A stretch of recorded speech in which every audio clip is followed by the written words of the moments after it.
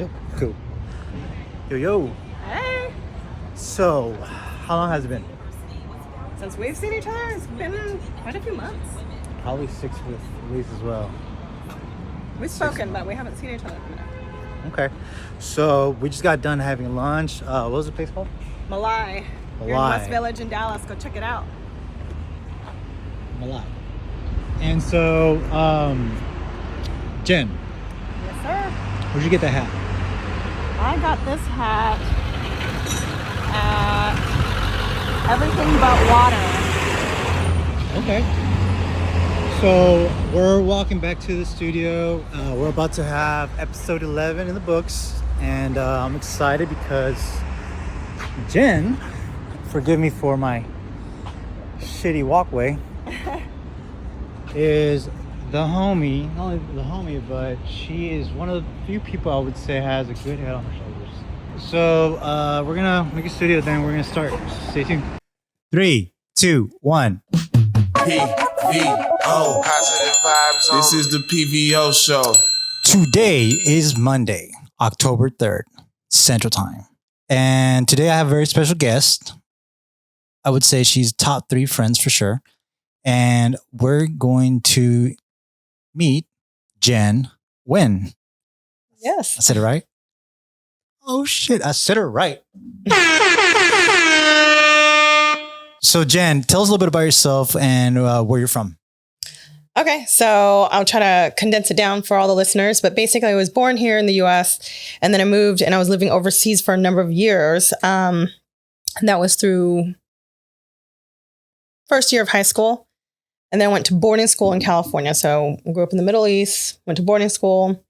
Then I did a couple years of university in California as well. That's where I went to boarding school. And then eventually made it down to Texas, up and down from San Antonio, Austin, and Dallas. And so kind of hopped around a little bit. That's the super condensed version. So boarding school, how long was that? That was 3 years. So first year of high school, I went in Saudi Arabia. Oh, wait, you were in boarding school in Saudi Arabia? No, I went to the first year of high school in Saudi Arabia and then went to boarding school for 10th, 11th, and 12th. I always assumed boarding school was like up to 8th grade. No, that's middle school. I know, but like when I there heard the term boarding school, I always assumed it was for like up to 8th grade and then from there. It's typically not. Most boarding schools that I know of are high school boarding schools, but there are some middle school boarding schools, but I don't know of too many personally. So Because, how? I feel like you're a little young to be scooted away. I mean, even 9th grade is a little young. Yeah, I don't know. I met people. Well, I've known some people that were away, in their like early teens, preteens, 6th, 7th, 8th grade. So let me ask you this: high school in Saudi Arabia, how was that like? Really interesting. When I moved back to the US, to California, really liberal, it's not like going to Pennsylvania, right? But it's just was a culture shock because when you're living there as a child, so I was living there at 3 years old, right? It's very different because you run around and you dress as a kid. And then when you start developing into a young woman, basically when you start growing boobs, guys start to notice. And it's, in a Muslim society, is very, very conservative, not just in their thinking in a lot of ways, but in their way that they dress. And so you're having to wear an abaya, which is basically a hijab is like the head part, right? The cover an up. abaya covers up your body, right? So you had to wear one? So I would have to wear one when I would leave the compound. So I lived in a compound and women can drive in the compound, but then outside of the compound, you would need a driver or you could take a taxi or whatever. But when you're outside of the compound, you have to be more conscientious of the way that you cover up. So within the compound, there's a lot of expatriates.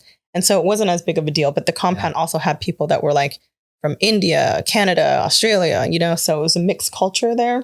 Whereas outside the compound, you have a lot of other types of workers from India and Pakistan as well. But a lot of Muslim people, specifically Arabs, live outside. Do they speak Farsi? No, so Farsi's It's old. Yeah, I know it's old, but like I know like they speak Arabic. Farsi is Arabic, Persian. Persian, but See, I came across a couple of people that spoke both. So I didn't know that was a common thing. No, nobody speaks Farsi over there unless you're like from Persia, like from Iran. Iran, yeah. Or is it? Yeah, Iran. So, so did you speak Arabic or? You can learn Arabic, but I went to an American school. So like my sister learned Arabic, but that was like her replacement because she never wanted to learn Spanish. You know what I mean? Like we had to take foreign language. So how did you end up in boarding school? What was the family dynamics back then? It was great. I just, wanted to go. I had the opportunity to. My brother went to boarding school. He went to one in Princeton, New Jersey, and he was only there for a year, and then he ended up going to public school. I went to boarding school. My other sister elected to go to international school and stay in Saudi. And then my other sister went to public school in Austin. So it was interesting in a way because we never, three of my siblings, the four of us, never had the same social circle. We didn't know the same friends after, because we went to different high schools. That's wild. So like, that's a very interesting like upbringing because, I've only known of boarding school, just what I see on TV, just few people that I met in college. But how was that for like your developmental growth as far as like, you're a teenager and you're not home? You develop a lot more in the sense of independence, right? So I know a lot of people that are like in their 20s and 30s and not as independent because they haven't been put in a situation where they really needed to be, right? Like I've even known of clients of mine that they become widows and they don't know how to pay the bill because they've never had to. They've never signed on to the utilities company and paid it and everything was on auto pay. And then, and so when you're younger, I'm not saying that when I was in boarding school, I was paying the bills, like logging on and doing that. But you had to rely on yourself more. Oh yeah. I mean, you have a lot of mentors and teachers and people that live on faculty to help you out, but you definitely grow. You learn how to budget your money differently, just depending on who, in my case. But it was just unique to become that independent. I was already an independent person. I still am. And I've retained a lot of independence, even being married, recently married. And so I think that may be intrinsic of me as a person, but then to be put into a situation like boarding school, when you're away from family and you're around your friends become your family because that's literally who you live with.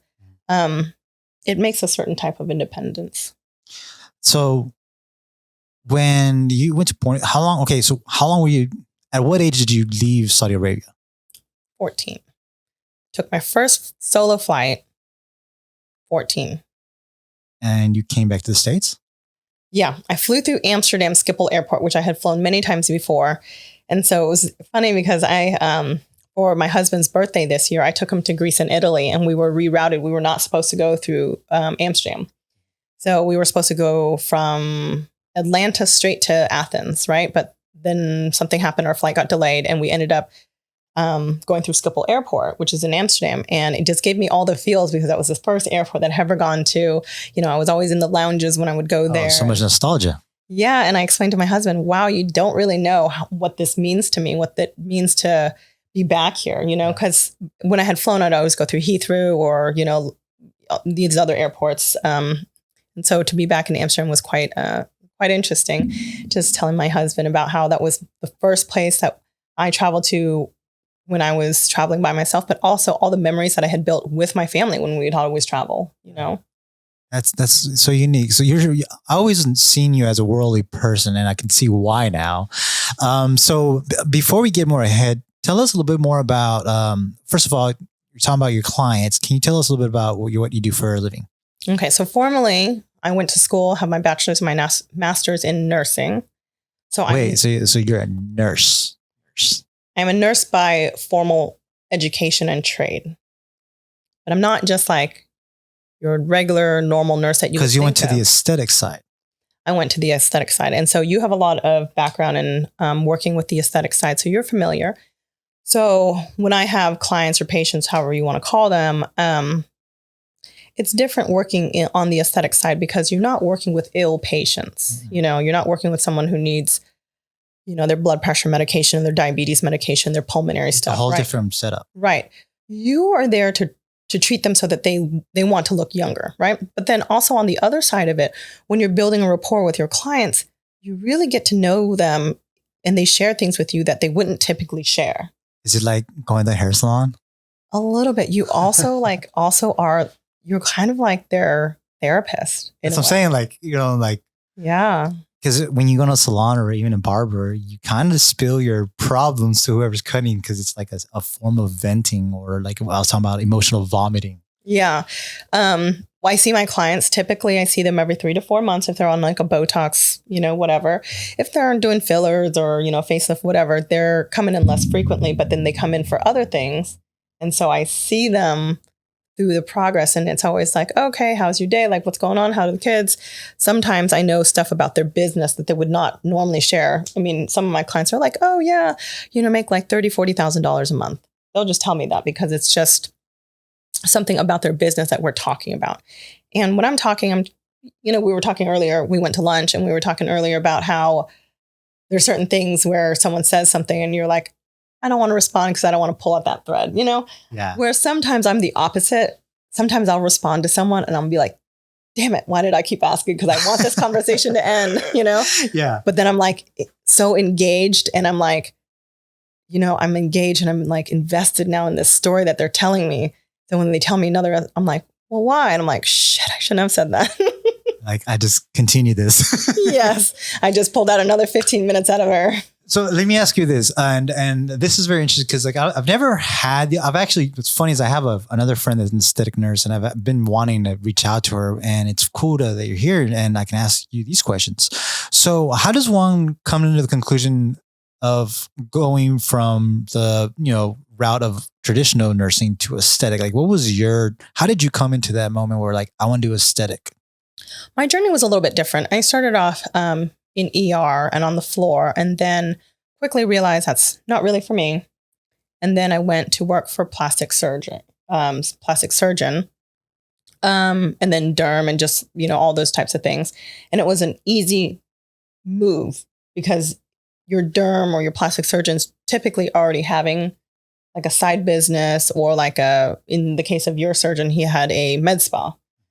And so you get to see and help out with that business. And you get to, back when I started in the city that I started, which was Austin, a lot of the doctors were not really wanting to delegate much to PAs or nurse practitioners or even nurses, right? They wanted to do a lot of those injections themselves. And now we see more PAs. Yeah, proliferation. And it's always been the laws and regulations have always been the same. I think it's just the trust, that the doctor trusts whoever that they're allowing to do the injections, because you have to have a medical director to be able to oversee you. And because it's like an extension of them, right? Right. They're delegating. They're literally writing orders for you. It can be standing orders, and those are really basically prescriptions, because Botox is a prescription, filler is a prescription, it's medications considered one.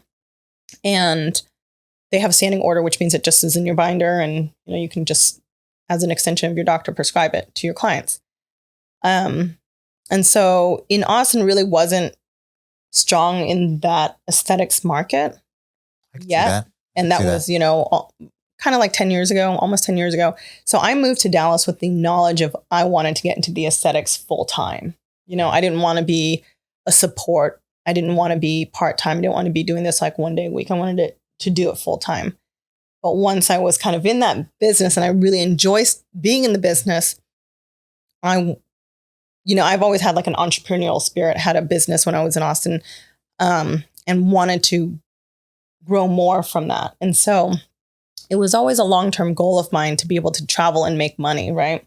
And what I realized doing aesthetics is I wasn't really able to travel and still make money, because I really physically cannot make money unless I'm touching someone's face, unless I own a medical practice where I employ other people. And so earlier this year, I bought a franchise that's going okay. And, a couple of businesses in real estate now. And so congratulations. Thank you. And so this past weekend had a really cool weekend mastermind with some really great speakers. Tom Wheelwright, great CPA. I remember showing you this. Yeah, that's really gnarly. And Milet, some Pete Vargas, some of the great speakers. And so just really, really hearing about them. And the consensus that I kind of followed was they weren't really talking about real estate. This is supposed to be a real estate. It was more of a mindset. It was, but a lot of it is a mindset. Yeah. And so it's kind of funny because it's the positive vibes, you know, and we talk about mindset. And I've been telling my husband this too, because of some of the surrounding issues that we've recently had issues with, these problems.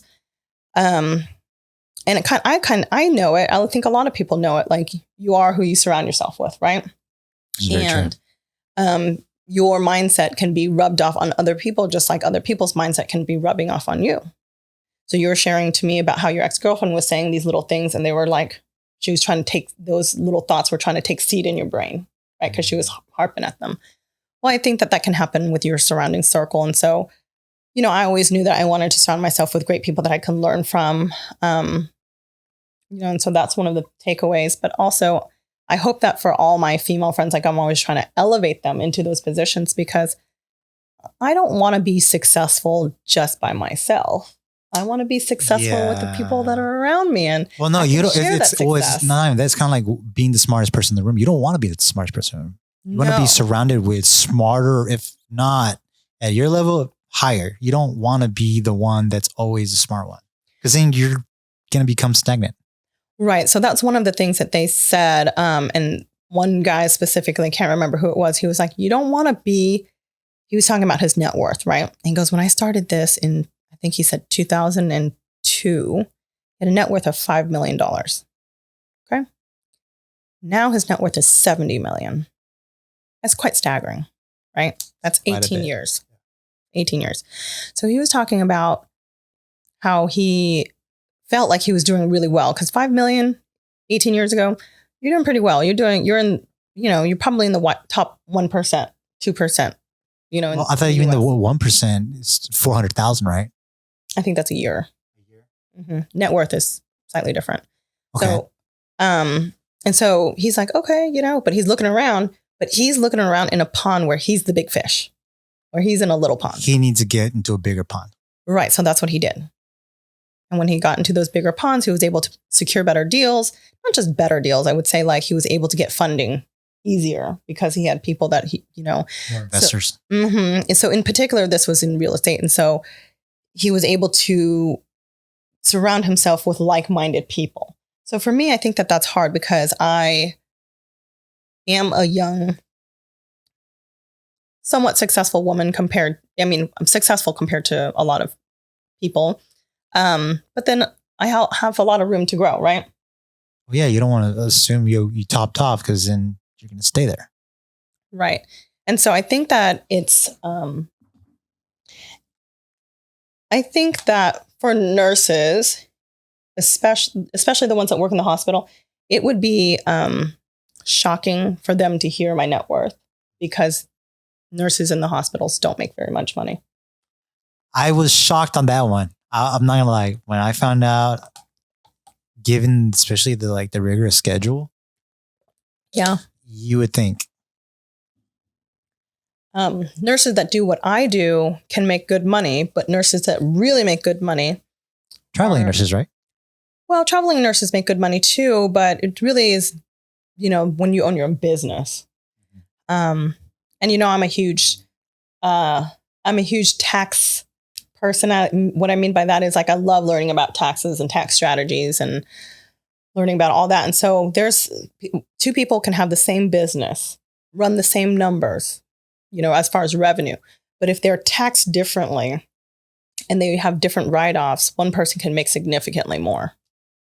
Because of the way that they structure their business, their tax write-offs, you know. What's available to their business versus not using it. Mm-hmm. Yeah. And so a lot of it comes with things that you learn as an entrepreneur that is outside what you learn as a business owner. And so huge difference, because I know a lot of people that are business owners, but they suck at taxes. They don't even hire a good tax person. So let me ask you this. So you went to school, you did the nurse, then you got into the entrepreneurship. Now you're married. What's a day like in your life nowadays? Well, there's not really a common day, but a week would typically be, so I'm still injecting. Still love doing that. So I'm injecting, and then my side. So the franchise takes up a couple hours right now. Still a couple hours at night, maybe an hour every night. On Mondays is where I work the most on that because I'm reconciling accounts and stuff. So I'm the CFO of the company. And then on my off time, I'm spending a lot of it learning about real estate and putting together deals, figuring out how I want to structure things, funding. When I get a deal, I walk the place, figure out how I want to set up the kitchen. I do a lot of this with my husband because he's been doing it forever. So it's not like I just learned how to do this. I'm just doing it off the cuff, right? So this is a lot of mentorship coming specifically from him, but I'm also taking, because he doesn't have time to just mentor me outside of like us doing business together. I have to spend that time In your own learn homework. myself. Yeah. Yeah. Mm-hmm. Research. Yeah. And so, so the last, I would say 6 months has been really grueling as far as just working. I mean, I'm still going out, but what you don't see is like the late nights, like this whole weekend of like late nights. And, I'm like pretty much still a zombie. Haven't gotten good sleep in like 4 days. It's probably not the best. But I will say this about you. You have a good balance. I've always known this about you. You manage time well, because I've thought to myself when I've seen your story, like, how does she do all this? And it comes down to management of timing, right? Not just management of time. It's about leveraging people. So Elaborate. leveraging people. I might know a little bit about taxes compared to my CPA, right? And by the way, I'm not just hiring a CPA that's a tax preparer. I'm hiring a tax strategist. So when I hire a tax strategist, I'm leveraging their years of knowledge to do something that I'm not as good at, right? So I'm not going to say, if I do social media, I'm not, because my business does a lot of social media, but I'm, scaling back. But in any case, if I really wanted to blow up my business, what I would do is hire a social media person to do it, because that would be time leverage and expertise leverage. So, same thing that you would hire a bookkeeper or receptionist or something. You're leveraging specialists. Mm-hmm. They don't necessarily, I'm not saying like a receptionist doesn't need to be a professional at being a receptionist, but they got to be good at what they're doing. Yeah, they got to be proficient at what they do. Mm-hmm. But some people you want to hire professionals for sure. So by having like a specialist in these areas, it allows you to have more time. Yeah, absolutely. Grow the business better. Mm-hmm. And kind of like crossing your T's, dotting your I's as far as like the little things that you might overlook. Well, you do still have to do your due diligence and check. And, just like when you walk a house, make sure everything's finished the way that you like. But like one of the biggest things is like getting a virtual assistant to schedule all your business meetings and, do all the little clerical stuff, setting up your LLC or, there's so many things that a virtual assistant can do, and so many things that you can have one do. Okay. So aside from that, I wanted to talk more about your outlook. I always enjoy talking to you because I always feel like you have great perspective. I think, honestly, probably since we've known each other, which we're going on 4 years, I remember coming to you at least 2 or 3 occasions where I was stumped. I didn't know what to do. And you've given me a lot of like great advice. And I just wanted to ask, where do you find your perspective? How do you stay grounded? I think some of it's intrinsic. I really do think that. But if you don't intrinsically feel like you have it, there's lots of. So for me, let me talk about me and and answer your question, is that I do a lot of self-reflecting. I listen to a lot of podcasts about different types of things, and I kind of evaluate. Those are the things that I enjoy. If I commute, from where I live in Frisco down to Dallas, I want to put something on. It's not going to be the radio. It's not typically going to be music. I want to learn something. So it's either silence in my car. I know this sounds really boring, and it's probably like, wow, I would expect you to be a music person. And I love music, but it's, I think at a certain age, you're over it. Yeah, definitely not radio music, not wanting to hear any ads and that kind of stuff. But I like the audiobooks or silence, so I can reflect on my day. That's the silence is really what that's for. Or reflect on certain topics. And having that self-awareness, I think that when you reflect back and you have self-awareness about how you interact with people or how you react to certain things, then you can kind of be like, okay, so that was really me being reactive. Do you carve out time every day to meditate or to reflect? I used to, but I haven't really been doing that anymore. But I do gratitude sessions in the morning. I just started doing that. Yeah, just sometimes it's not necessarily always the same. Sometimes I say a little prayer. Doesn't have to be long. Sometimes I'm just listening to, scripture, just a little word of the day from God and followers of God and Jesus to just get my day started. I really feel like that's good. I do like to work out, but sometimes I have a hard time starting my day with that. But when I start my day with a workout, it feels really, really great. On other days that I'm not able to start my day with a workout, I try to fit it in midday. But it doesn't feel as good. It just doesn't. So you would prefer to start the day? Yes, but like start the day. I'm not about to start my day at 6 or 7 working out. That's just not me. But if I can get a workout in between like 7:30 and 8:30 or 8 and 9, then it's good. Because my schedule is like, as far as like how I function best, I do a lot of good work at night. And so how many hours of sleep you get in? Well, minus this weekend on a normal night, I get about 8. I mean, I'm pretty good with trying to get my sleep because I understand the value of that, what that does in your life and the things that are taken away when you don't have good sleep. So now that you've been in Frisco for 7 months? Oh, it's been almost 2 years. So remember I met my husband right after quarantine. Oh yeah.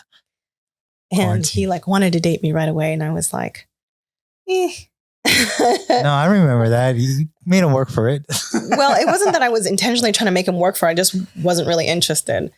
And, I told him, you live in Frisco. I live in Dallas. It's pretty far. It's outside my dating radius. Isn't that funny what that does for dating? It really is. You're geographically undesirable, sir. The way my life is set up and my gas mileage. You're right. I don't want to expend that much energy. But then the second thing I said was, you have a kid. I'm not really into that. And I said, you're a little bit older than what I want to date. And he was like, well, my kid's grown. She doesn't live here. And age is just a number. And anytime you need a ride to Frisco, I'll pick you up. I was like, okay. Well, I didn't, wouldn't say yes to advances. But then he invited me down to his lake house. And, during quarantine and right after quarantine, there was nothing open, right? Nope. And so he was invited me over to cook. I was like, that's weird. Wait, yeah. It's for you to cook. Oh, yes. So let me rewind a little bit. I had met him at his house because our mutual friend Crystal was throwing a party. And so he met me at his house. And so one of the, we were talking to each other, what have you been doing since the quarantine? He never stopped working. So his answers were pretty easy. But I was like, yeah, I'm painting and I'm cooking a lot. And he's, trying to just pull more conversation out of me. So he probably asked me what I was cooking. And I got body painted too. I think that might've been after. I'm not really sure. But in any case, yeah, Pedro body painted me and we took a whole set of photos. Really cool. Westworld style. Pandemic style. But okay. So then he asked me to go over to his house and cook for him. And I just was like, left him on red. And then well, yeah, I want to ask, what does a woman think when they hear that? I've had more than one guy do it, but it's only been 2 guys. And it's weird. It's they're successful in the business world, but I think that they lack something in the domestic side? No, not even the domestic side. It's the social interaction. That's a weird thing to ask a woman that you don't know to do. And here's the other reason why it's weird. It's because she's literally concentrating on cooking and she really can't establish a bond with you, which is really what you're trying to do when you're hanging out with someone. Is you're trying to establish a bond. Yeah, because you can talk about something. So if you're having her cook for you, first of all, it's a weird ask. Don't do it. But you're not really allowing her to, But it looks like it worked because you're married. Well, because I never actually went over there. Wait, you didn't? No. So then he wrote back and he said, haha, I was just kidding. Do you want to go to my lake house? And I was like, this is how the horror movies start. And I get chopped up at his lake house. So I was like, well, I'm only going to go if I can invite a friend.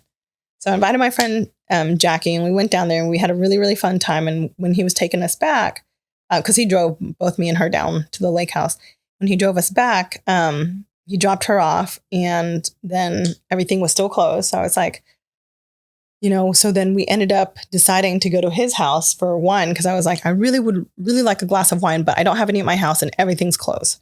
So, he cocould have just dropped me off at the liquor store and been like, grab yourself a bottle of wine and I'll see ya, Yeah. But he was like, he took that opportunity to really, we can take you to my house and we can hang out and we can have wine and we can order takeout. So I really got to know him and how like sweet he was. But I think what really got me was on the way down to his lake house, he told me his lake house is like an hour and 30 minutes away from Dallas. It's on Cedar Creek. And he was like, while you were driving down, he said, first of all, he picks me up and he's so nervous that he had to take a shot of tequila and he had a Corona. Yeah, with the lime and all of it sitting I thought he was nuts. And I was like, all right, I don't know what I'm getting myself into, but too late now. So, but anyway, when we got down there, when he was driving, he said, I drove down here midweek to clean everything because I hadn't been here since the end of last summer. So you could set it up. Yeah, because he didn't Airbnb his place out or anything. So he set it up, got all the cobwebs out and did whatever, put new batteries in the golf cart and the boat and whatever, try to get the jet skis working. And I thought that was really endearing. And then on top of that, when we get to the lake house, he's, went to the liquor store, got all the liquor, packed all the food that we were going to cook. I mean, it was just really like, I think because my ex-boyfriend was so unlike that, not really prepared, not really like leadership like that. I did that once to a woman and so not to cut you short, but it reminds me of the time when I was dating this girl. We went to Uchi, right? Mm-hmm. But before we went to Uchi, I went and dropped off some roses for them to deliver to her when we sat down. And so when we sat down and they delivered, she's like, wait, well, hold up. Did you come here before? Was she freaked out? She kind of was, but then she was like, that's impressive. I think the initial reaction was like, what? Was that kind of how you felt? Like, wait, you came here before to clean and then. Yeah, I mean, I was surprised and impressed because I never really thought about it. You know what I mean? Yeah. Like, I never thought like, oh, someone's got to come here.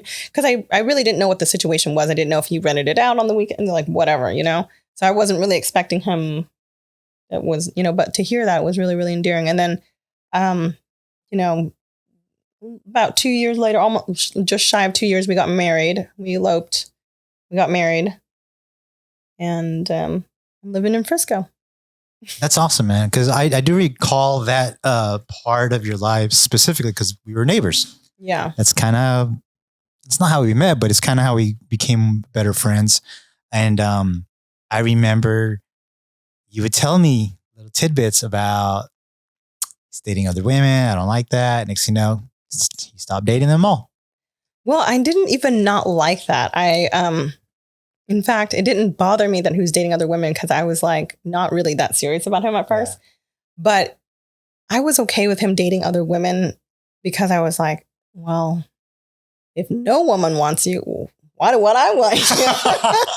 So I wanted the girls to be after him in a way, but he was also really like, he was the type of guy that didn't need validation from other women in that manner. He was like a one woman guy and he was just like, if other women called him or whatever, he's like, okay, that's fine. But like, he wasn't engaging. So but that was really cool because to be with someone who's like always trying to get validated.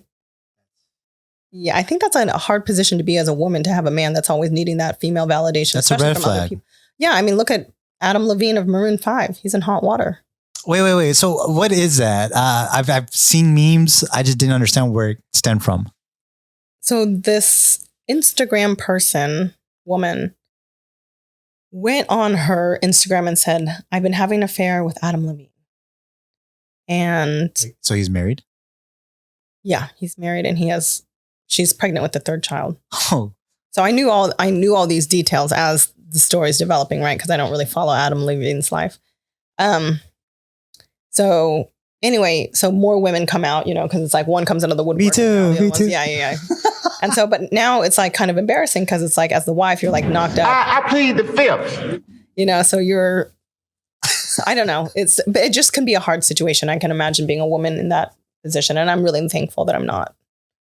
It's really cool that knowing you for as long as I've known that I did see that journey, and I'm seeing you now, a established married woman, and you're happy. I can see that you're glowing, and that's really cool. Like we were just talking, like dating in Dallas. That's rough.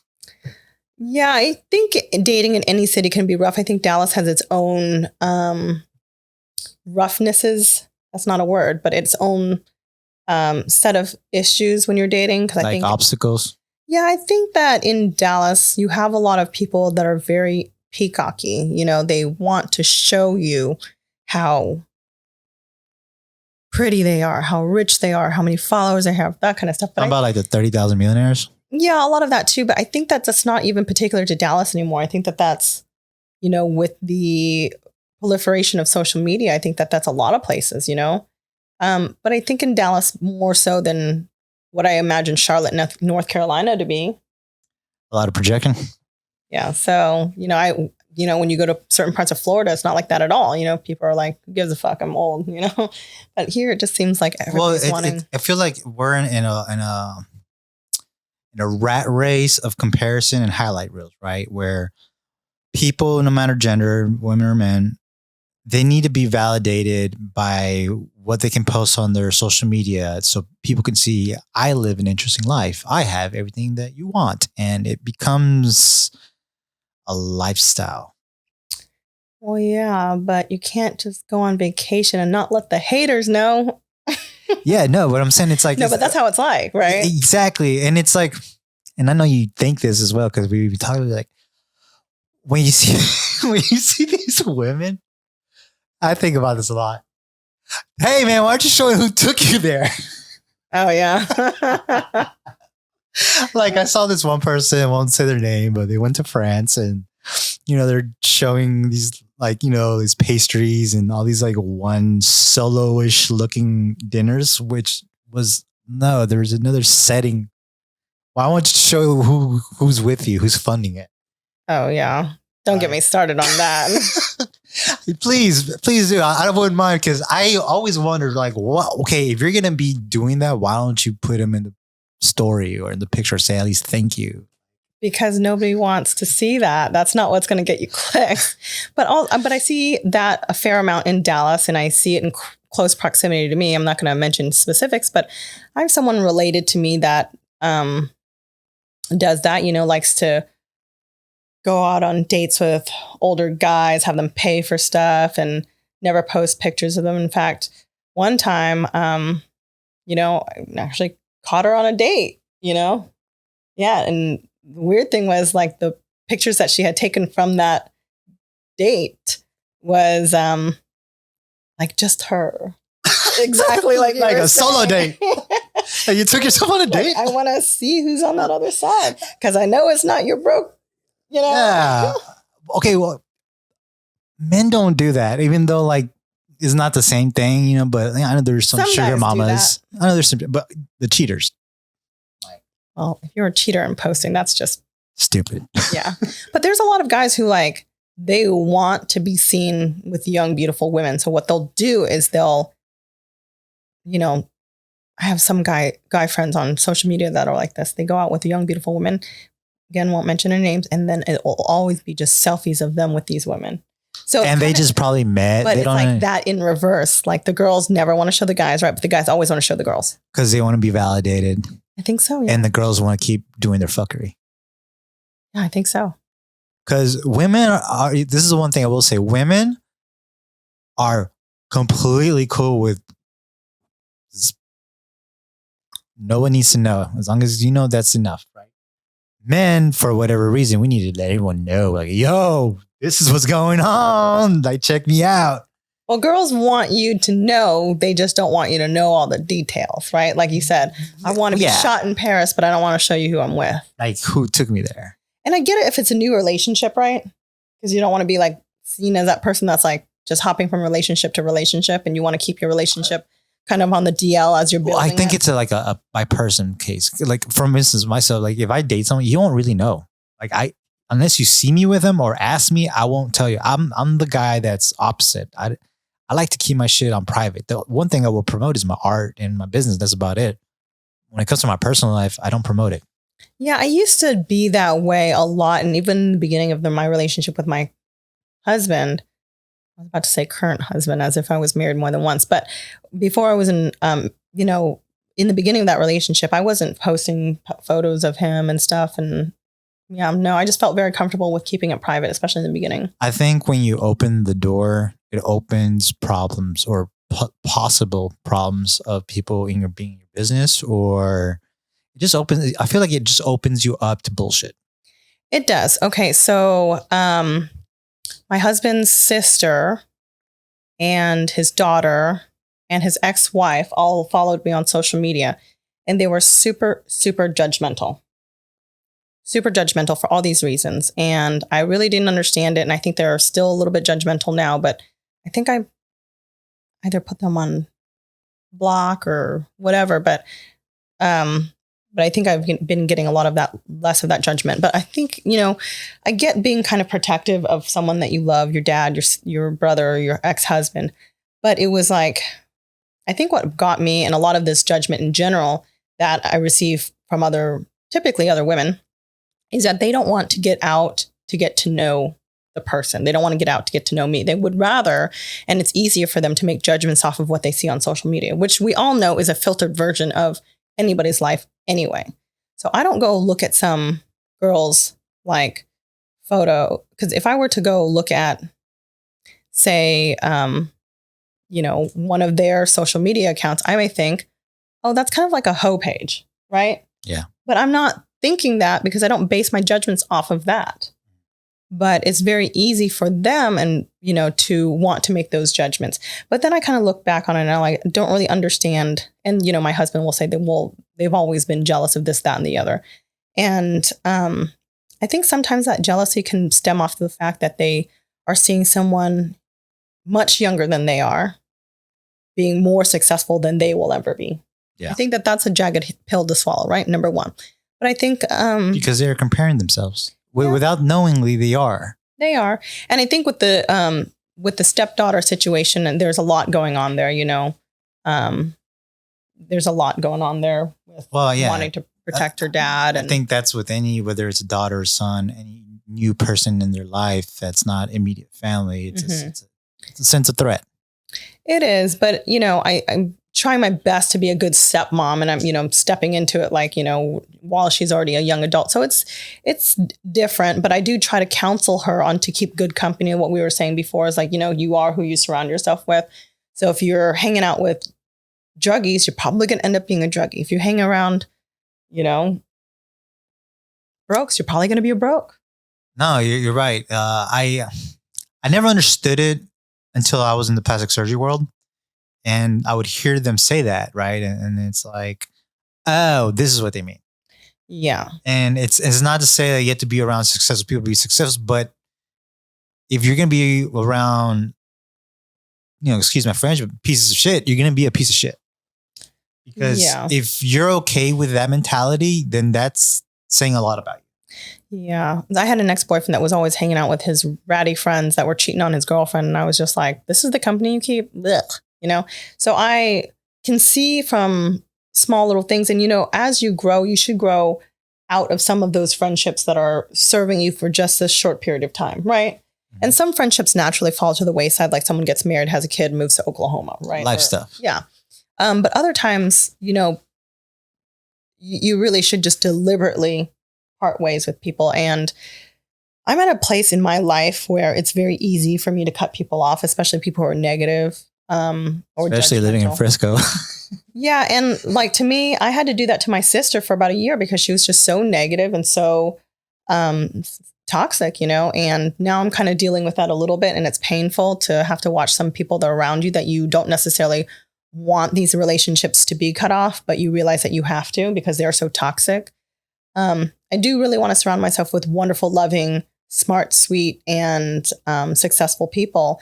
And, some people have proven themselves to not be that way. And they're, I can't completely cut them off because they're either family or they're entwined with business or something. So I really have to just deal with them. But if I could cut them off, I would. Or you just, set boundaries, set distance. For sure. As sad as it sounds, I learned about boundaries not so long ago because I never thought about it. Never was a thing in my mind. And realize how much of a disservice I did to myself by not ever implementing. And since I've realized I've actually been implementing boundaries. And it was weird when the first time I established it on this woman, and it felt good. It felt good because I realized after I did that, oh shit, I've been a pushover this whole time. Yeah, that can happen. But the other thing that can happen is when you set boundaries and someone's deliberately and consistently or multiple times have just disrespected the boundary. Like say I say something like, hey, you're in my house. I would like you to take off your shoes. That's kind of like a minor boundary, right? But if I'm saying something like, hey, don't bring this person around because they bring X, Y, and Z into the, and I don't. They still do it. Yeah, and they still do it, and they always bring up excuses. I'm like, no, that's, cut them off. Not that, but like that's not, they're not respecting you. Yeah, they're not. And then, but I realize like they're going something through in their life, and they're in a different phase of their life that they've got to learn these things on their own. But that also makes me realize that I actually don't need to keep company like that around. I can invite them back when they've learned. That I don't really need to keep company. Like in what you said, just keeping boundaries and keeping them at an arm's distance. I do want to hold court for the people that are going to be for me, not for the people that are going to be talking behind my back. But that's anybody, right? Nobody I know that would say, oh yeah, I want to hold court with people that are talking behind my back. No, that's just not a thing. No, that's draining. That's those are life suckers. You don't need that. Yeah, absolutely. That's the one thing that I will say is that right now, like for me, I'm definitely in a self-reflective state right now. And I've been like this for a couple of months now, and I think I've probably learned more about myself in these past 3-4 months than I have in my whole life. And it sounds wild to say, but and talking to you about how you self-reflect and having silence, like I get it. I completely get where you're coming from. It helps you kind of reset your mind. Because sometimes it could be so convoluted with a lot of shit that you didn't even realize they weren't your own thoughts. They were just other people's bullshit that was pressed on you. Yeah. But you have to, I think in my experience, you have to really just acknowledge that they're on their own path and that they have flaws just like any human, and that you need to forgive them and move on, whether that means continuing a relationship with that person or kind of letting it go to the wayside. I get what you're saying. I think one of my qualities as a person is I put myself in people's shoes. I don't ever speak it out loud, but I always in my mind, how would you feel if you were in that position? And I have a lot of compassion, and if you do love someone, the best thing is to let them go, especially if that person's not good for you, or you're not good for that person. I think that's what real love is. Real love is knowing this is not it, but you love them enough to let them go and just live their life, and you live yours. Well, sometimes it's not even about loving them. It's just about loving yourself and understanding a little bit about where they're coming from.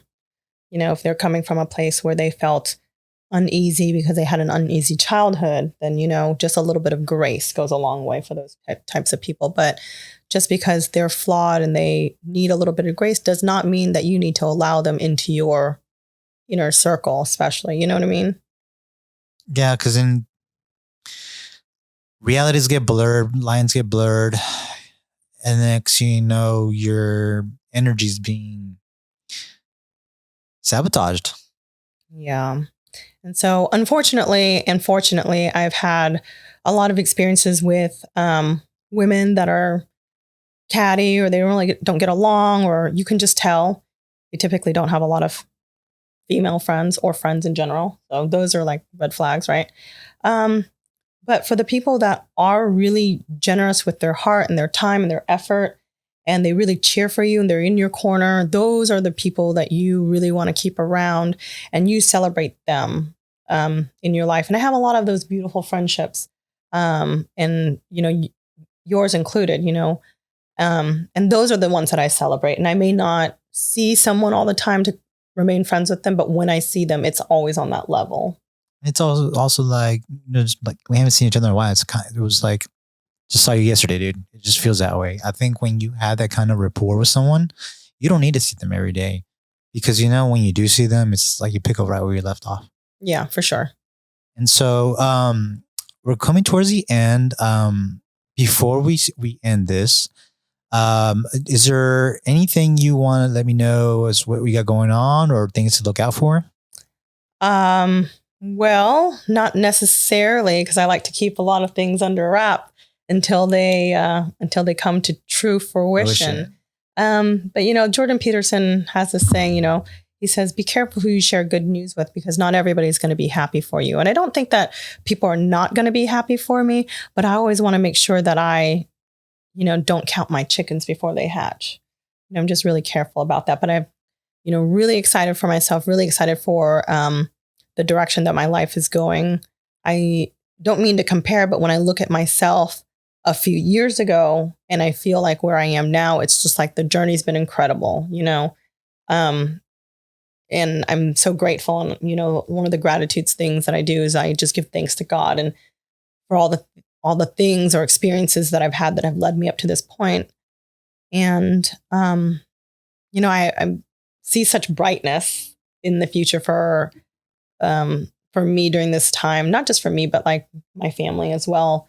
That's been really, really satisfactory to be able to claim and to watch grow. It's slow, but it's coming. That's beautiful. Anything worth building is going to take time, and it's cool to see that growth. Yeah. It's funny because sometimes when I look at my accomplishments, like when I look at a day, what I make in a day, I know what some people make, what I make in a day, some people will make in a week. You know what I mean? Or in a month, actually, something, just depending on the day for me. I have a really successful day. And, I look about it couple years ago, I was like, I just want to make $100 an hour, and then when you surpass that, where you're like, wow, it's nothing. That's nothing compared to, and so you get all these like incremental steps. When I first started off as a nurse, they were giving me $24 an hour, 24. That ain't enough to do shit in Dallas. No. And so when you achieve certain levels of, success, they're to be celebrated, no matter how small. And sometimes when you take those backward steps, those are to be celebrated. But typically, you don't think about them as celebrations. You think of them as step backs. But in my instances, they've always been celebrations. But I don't celebrate it like the day that I get fired and go out and celebrate. But it's like in retrospect, I celebrate because it's like, what lessons are to be learned here? Yeah, kind of like God has made a path for me to ascend to a higher level to be able to get me there. But the only way I would get there is if I had no other option, because I would be comfortable where I was at, right? If I'm comfortable making $50 an hour, was my goal, right? At one point, I was making that while I'm comfortable, because there would be days where I'd make a little bit more than that, days that I'd be making a little bit less than that, right? I'd be comfortable. Well, if I didn't get fired from that job, or if I did, I probably wouldn't leave for a while. And so I would never ascend to the next job where I would be able to ask for more. And no, I get it, because part of people getting stuck is by getting comfortable. Oh, yeah. And if you get comfortable, you won't grow. Yeah. I mean, there's a statistic that says if you're at the same company and you're making thousands of dollars, you're losing thousands of dollars, because when you make lateral jumps to a different company, lateral upward jumps versus upwards within your company, you typically make more because you can renegotiate your salaries much I've seen that. I had a friend that did that. I remember she was 2 years out of her master's program, started at 60. A year later, jumped to another company, was at 80, jumped to another company. But I didn't know that at 16. Yeah. And so, and he always lived in apartments his whole like youth. And so when he finally owned a house, he was like, I did something my parents could not do. So he broke that cycle. And in his family, whereas, in my dad's family, a lot of people had broken that cycle. And I think that it was exceptional the way that my dad did it because he outperformed everybody else in his family. To give you an idea, so my dad and my mom, they have 4 kids together, me included. It's a family of 6.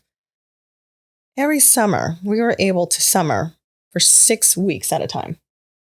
6 people.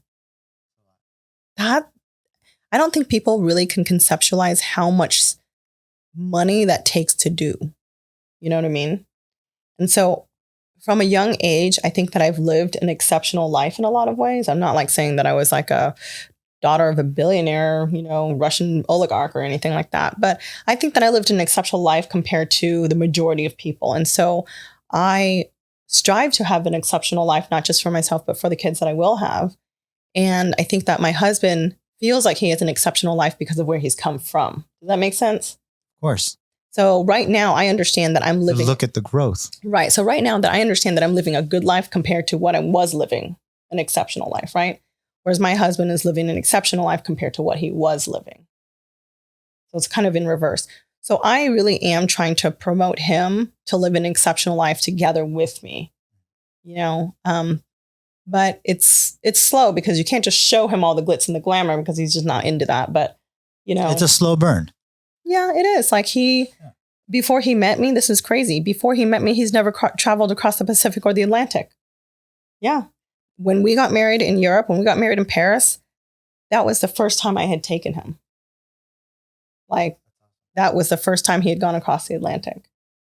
And see, that's awesome because even though he might be older than you, you could still teach him some stuff.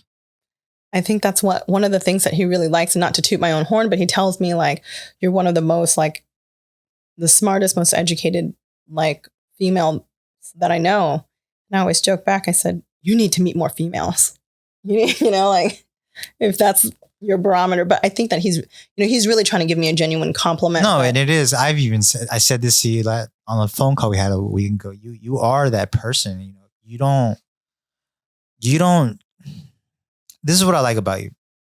You don't go out of your way to let people know how smart you are. If anything, you kind of take a seat back and you just observe. And I think that's the way you should do it. You shouldn't be the one saying, I know more than all of y'all. Because then that's, no one likes anyone that's braggadocious, but you do have a good head on your shoulders. You have great perspective, but you are incredibly intelligent. And I've known this since day one. Like, I will never look at you and think, she don't know. Nah, she's probably up. Like, she probably knows. And that's something that's really cool, man, that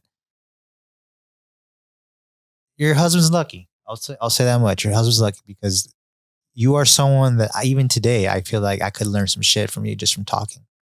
Awesome. Well, I really appreciate that. And I feel very lucky to have met my husband. He's graced my life with so much beauty and wonder. And, to feel that way about each other, I think is really, really remarkable. So, it is. Thank you for your compliment. And so if people want to find you and let's say use your nursing services, where could they find you? You can follow me on Instagram at medspa_Jeannie. It's spelled Jeanie. But as far as my real estate stuff, I don't have a page or anything that we can follow, but we're not really out for. Okay. Yeah. I'm not a realtor or anything like that. No. We're investors. So it's a little bit different. For your med spa, I'll put a link if that's fine. Yeah. Okay. Well, thank you for coming on. Honestly, it was cool to have you come on because A, I haven't seen you in a long time, and B, it's always good talks. Like when I talk to you, I always think of like thought-provoking topics or just having different perspective. And I think that's the one thing I enjoy about you is like sometimes when you leave, I get a different perspective about something I didn't have before. And for that, I'm always grateful. So with that being said, guys, you can catch us on Spotify, on YouTube. And last but not least, this was episode 11. So thank you for coming on. And until next time, guys, this is a wrap.